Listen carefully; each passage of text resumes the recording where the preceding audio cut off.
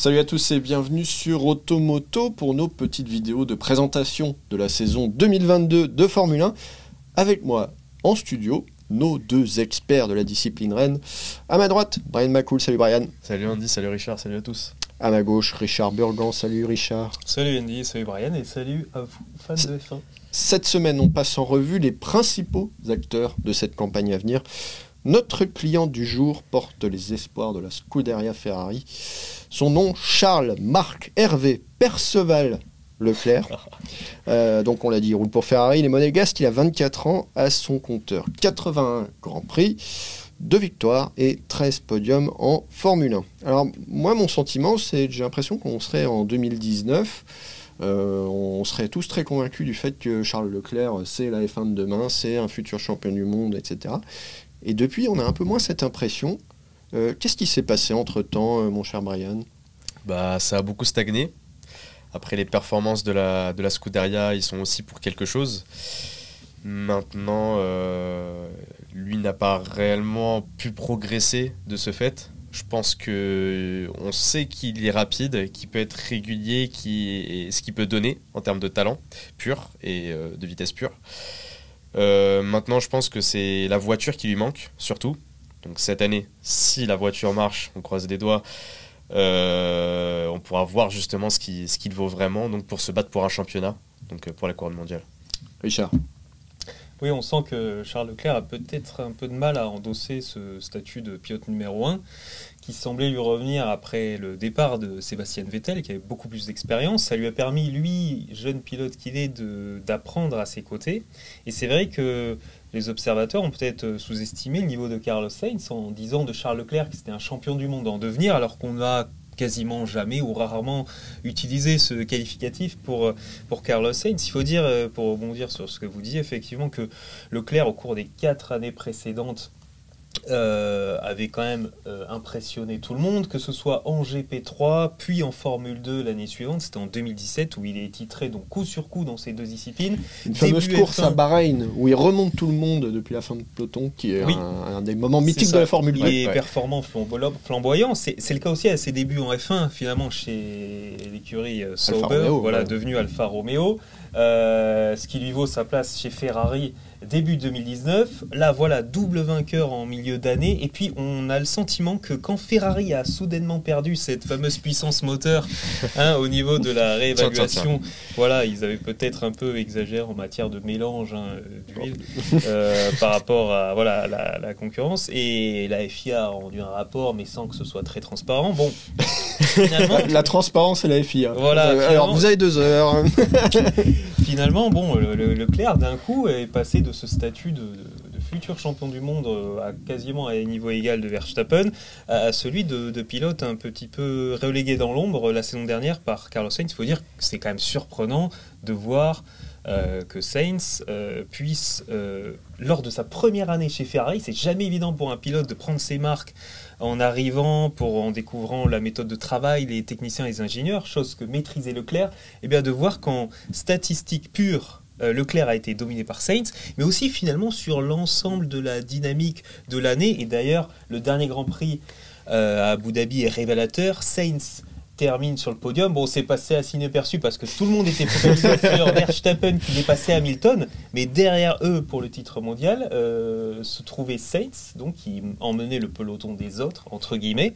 3e place finale, tandis que Leclerc a été quasiment transparent sur ce dernier Grand Prix. À l'image de sa saison où, effectivement, Leclerc n'a qu'un seul podium à Silverstone, contre 4 au total pour Sainz. Alors ça dit, c'est toujours bon de nuancer un peu les chiffres bruts. Mine de rien, Leclerc, l'année dernière, a terminé 4e à 6 reprises. Ce n'est pas le cas de Sainz. Voilà, donc certes, il a été dominé en matière de podium par Sainz, mais il a fait quand même une saison assez régulière. Ce qui lui a manqué, c'est vraiment la performance en qualification, malgré 2 pôles, dont une à Monaco assez malheureuse, puisqu'il n'a pas pu prendre, on s'en souvient, le départ de la course, puisqu'il a fracassé sa Ferrari en fin de qualification. Il y a peut-être aussi un petit excès de gourmandise parfois chez Charles Leclerc. Ouais, on l'a vu à Monaco, ça a souvent pêché. notamment sur la gourmandise, aussi un peu de malchance. Hein, alors oui, par le passé, alors surtout à Monaco, il a beaucoup manqué de réussite toutes ces dernières années. C'est chez lui pourtant. Voilà, exactement. Ça, c'est la malédiction de courir sur ces terres. Et la malédiction de Perceval, nous avons appelé ça comme ça. J'avais eu l'occasion d'y aller au Grand Prix de Monaco en 2017 et à l'époque Charles Leclerc était donc en Formule 2 et ben là déjà il était très bien placé sur la course principale pour l'emporter et bien avarie mécanique. Alors la petite différence c'est que l'an dernier c'est de sa responsabilité, de son fait d'avoir dépassé la limite et malheureusement d'avoir touché le rail. Ce qu'on attend surtout de lui cette année c'est donc qu'il soit plus performant sur tous les circuits de l'année mais surtout on attend beaucoup de lui à Monaco. Ce serait quand même fabuleux de voir un monégasque triompher dans les rues de la principauté. Alors tu as parlé du pouvoir limité des statistiques, il y en a quand même une que j'ai envie de citer. Charles Leclerc en Formule 1, 9 pôles, 2 victoires. Est-ce qu'il y a trop de déchets ? C'est ça le problème ? C'est qu'il y a trop de jours où il surconduit ? C'est quoi le problème ? Il surconduit clairement, je pense pas. C'est à l'image du pilote. C'est une vitesse certaine, mais un gros manque de régularité. De toute façon, la statistique, elle est simple. Je pense notamment au Grand Prix de Monza en 2019, là où il remporte avec la Scuderia Ferrari, donc le Grand Prix d'Italie. Mais sur une défense assez brouillon face à Lewis Hamilton ou encore à Silverstone lorsqu'il se bat avec Max Verstappen, c'est souvent des attaques assez brouillons, et souvent ça conduit soit à des abandons, à de l'irrégularité. Faire un trop-plein, c'est souvent pas bon et c'est ce qui pêche pour lui, et je pense qu'il faut qu'il arrive à se canaliser plus à l'image d'un Carlos Sainz qui est un peu plus calme mais régulier en fin de compte sur toute la saison. Et de là, ça peut faire très mal. Alors, il serait peut-être pas si solide que ça, le Charles Leclerc. Il aurait peut-être un petit peu pris l'eau. Alors, est-ce que les statistiques sont si simples que ça ? Effectivement, 9 pôles, 2 victoires. Oui. On peut se dire, mais alors Leclerc, le dimanche, il n'est pas réveillé. Bon, volontairement, j'ai fait un peu de provocation, mais je me suis justement amusé à prendre la défense de Charles Leclerc et voir si réellement c'était un pilote rapide le samedi, mais qui n'arrivait pas à concrétiser en course. Eh bien, messieurs, beaucoup d'éléments plaident en sa faveur, puisqu'il a été souvent ennuyé, soit par un souci mécanique, soit par un problème de stratégie chez Ferrari. Oui, ça peut arriver, ça arrive assez souvent d'ailleurs. Et soit par une virtual safety car, chose que les fans, pour beaucoup d'entre eux, n'aiment pas vraiment cette voiture de sécurité virtuelle. Parce qu'en 2019, il fait quand même sa première pole lors de sa deuxième course chez Ferrari seulement, c'est à Bahreïn. Et vous vous souvenez sans doute qu'en course, c'est la défaillance d'un cylindre qui le prive d'énormément de puissance. Son ingénieur lui demande de rester concentré pour accrocher un podium, mais fatalement, il laisse passer les deux Mercedes, donc doublé des pilotes Mercedes, et Charles Leclerc est battu. Donc cette première pole perdue, il n'y peut pas grand-chose. Alors finalement, c'est lors de sa pole suivante en Autriche, là, il aurait pu être un peu plus audacieux face à Verstappen. Il se fait dépasser alors qu'il est en tête à 2 tours de la fin seulement. Mais bon, il faut dire que Verstappen, sur les terres de Red Bull, forcément, c'est un combo gagnant. Charles Leclerc, ça lui est resté beaucoup en travers de la gorge, cette pole perdue. Il s'est dit qu'il ne reproduirait pas la même chose plus tard. Et bien effectivement, au cœur d'été, que ce soit à Spa ou Monza, là, pole victoire, il a fait ce qu'on attendait de lui. Voilà.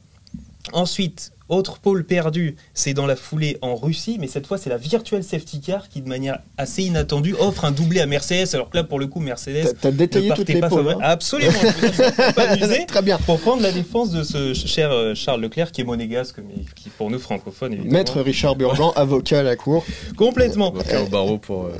Il est à ce moment-là, on a tous en souvenir ces 2 victoires en Belgique et en Italie, dans le temple de la vitesse devant tous les fans de Ferrari, mais dans la foulée il reste très performant, donc non seulement cette pole en Russie, mais ensuite il a juste le Grand Prix précédent à Sochi, il a une pole à Singapour, où là, la victoire revient à Vettel, tout simplement parce que Ferrari fait rentrer Vettel avant ce qu'on appelle un undercut dans le langage technique, pour contrer Verstappen, sans se douter que ça allait défavoriser Leclerc. Donc là, forcément, Leclerc, à la fin de course, est très agacé de voir qu'il a été privé de cette victoire. C'était le cadeau d'adieu de Vettel. Voilà, même si elle reste dans le clan Ferrari, et c'est d'ailleurs à ce jour la dernière victoire de Vettel. Et puis enfin, 2 courses plus tard, après la Russie, c'est donc sa 5e pole en 6 courses en 2019. Leclerc était vraiment au sommet. Cette fois, c'est un pistolet bloqué dans le stand Ferrari lors d'un arrêt, et ça arrive assez souvent, et dans n'importe quelle écurie, les petites déficiences techniques, qui au Mexique, le privent de la victoire. Alors, est-ce que je peux me permettre une remarque, un commentaire de trentenaire qui a grandi biberonné à la Formule 1 des années 90 ? Moi, quand je vois Sainz et Leclerc, je vois Berger et Alesi, c'est-à-dire Charles Leclerc dans le rôle de Jean Alesi, l'homme qui va chercher les chronos, qui fait une pole, on ne sait pas d'où ça sort, qui fait l'exploit, mais où il y a beaucoup de déchets et beaucoup de malchance. Voilà, beaucoup de malchance, c'est sûr. À la place de Gerhard Berger, on aura un Carlos Sainz qui est expérimenté à l'affût, qui prend le bon résultat et qui comprend bien comment ça fonctionne pour arriver au bout des courses et qui prend les résultats. Je vais être méchant, mais aucun de ces deux pilotes n'a été champion du monde. Non, c'est vrai. Alors Sainz a une approche beaucoup plus propre que Leclerc, dans le sens où Leclerc est très flamboyant, mine de rien. Alors il a beaucoup de malchance, comme on vient de le voir, dans le fait de ne pas convertir Paul en victoire. Mais ces 2 dernières années, quand Ferrari n'était pas forcément aussi performant que par le passé, on a vu qu'il était très brouillé en début de course, surtout en accrochant notamment en Autriche. À l'époque, c'était Vettel, c'était donc en 2020 et l'année dernière également. Accrochant, il lui a grimpé dessus. Voilà, complètement. Il l'a éperonné, le Charles Leclerc. Décidément, tu me relances sur ça. Et effectivement, Leclerc, c'est quasiment du on-off, du tout ou rien. On voit que Sainz a une approche beaucoup plus réfléchie, même si vous vous souvenez sans doute, à ses débuts, Sainz avait un peu le comportement de Verstappen, cette tendance des jeunes pilotes à freiner, à se décaler en fait au point du freinage qui est assez dangereuse. On lui a souvent reproché. Alors, il a jamais eu une attitude aussi mauvais garçon que Verstappen a pu l'avoir parfois en piste, parce que Sainz n'a pas eu une trajectoire aussi météorique que celle de Verstappen, mais il a eu le temps d'apprendre dans des écuries très réputées, donc chez Toro Rosso à ses débuts. Chez Renault. Et ensuite chez Renault, chez McLaren, mine de rien, chez Ferrari. C'est assez impressionnant en fait, un pilote comme Sainz. Et peut-être sous-coté, parce que finalement c'est rare qu'un pilote relativement jeune comme lui ait déjà une expérience aussi dense en Formule 1, et c'est pas forcément un cadeau pour Leclerc finalement de voir le niveau atteint par Sainz dès sa première année chez Ferrari, et il nous tarde cette saison 2022 voir comment ce duel quasiment à égalité au final, puisque Sainz termine avec 164 points et demi, Leclerc 159 points, donc vraiment ça se joue à très peu de choses. Et puis la symbolique est forte, Sainz son meilleur résultat de la saison, c'est sa 2e place à Monaco, justement, sur les terres de Charles Leclerc. Il y a un élément nouveau quand même dans toute cette histoire, c'est que on a regardé attentivement ce qui se passait pendant les essais hivernaux à Barcelone, on a regardé après à Sakir à Bahreïn, et cette Ferrari avec ses pontons creusés assez spectaculaires. Magnifique. Il y a des fans. Ça a l'air d'être une très bonne voiture. Et Ferrari, qui a connu 2 saisons un peu cauchemardesques à la suite de ce qu'on a connu, donc cette fameuse histoire de réglementation moteur, on va dire outrepassée, dont nous ne parlerons plus puisqu'il y a eu un accord de non-divulgation des éléments. En tout cas, Ferrari est triché, pour parler de manière un peu brutale. On sent que Ferrari est vraiment revenu aux avant-postes. Donc là, maintenant qu'on est devant... Alors qu'on est devant, on peut être devant. Voir, parce qu'effectivement, historiquement, ils ont toujours été, Brian, effectivement, roi des essais hivernaux, Ferrari, 2019, l'exemple le plus récent. Là, ce qu'on peut dire, c'est qu'ils ne sont pas favoris de la saison, mais ils font clairement partie des candidats.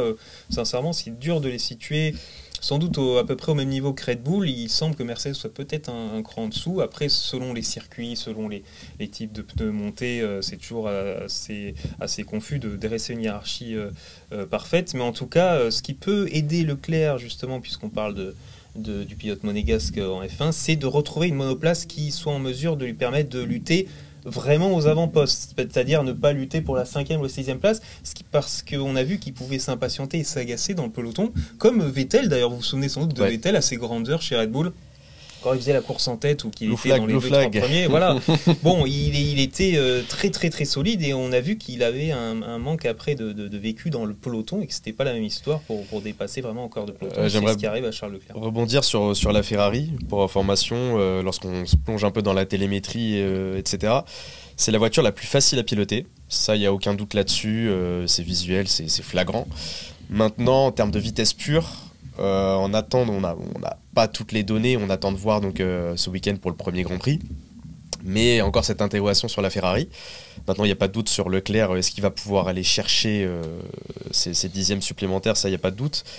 Mais elle a l'air très épurée, la Ferrari. Oui. On le voit notamment au niveau du museau avant, qui est magnifique. Et il semble qu'ils aient pris moins de risques que Mercedes, notamment avec cette quasi-absence de pontons.